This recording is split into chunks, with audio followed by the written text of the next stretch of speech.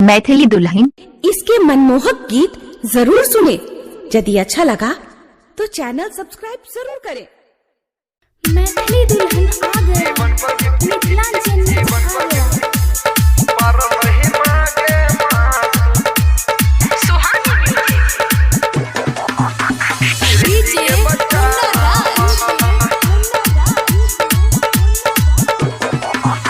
जीवन पर बीती पर रही मांगे माँ, तू धरती पर आना माँ, सृष्टि के बचाना माँ।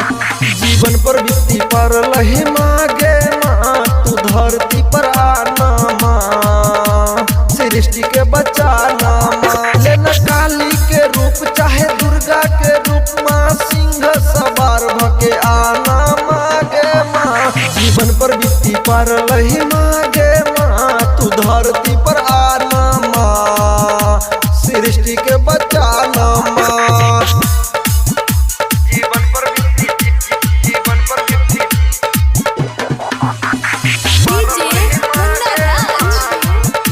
सृष्टि के बचाना माँ।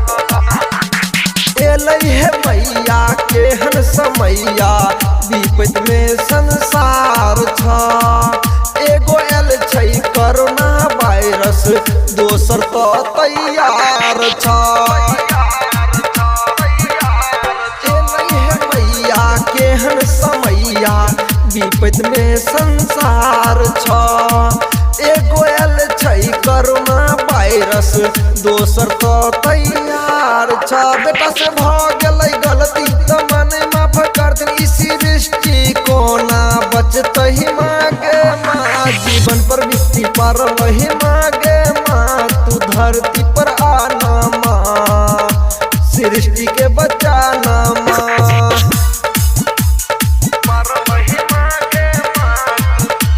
सृष्टि के बचाना,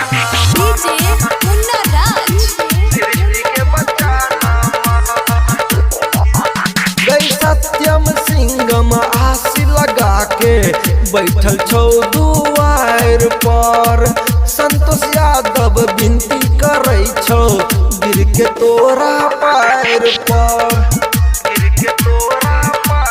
कृष्ण बलमुआ आस लगा के बैठल छौ दुआर पर। संतोष यादव विनती करे छौ, गिर के तोरा पैर पर। तू ही तो छहे नैया, तू ही तो छखे भैया, ई नैया के पार लगावा ना मांगे माँ। जीवन पर बीती पार लही मांगे माँ, तू धरती पर आना माँ, सृष्टि के बचाना माँ।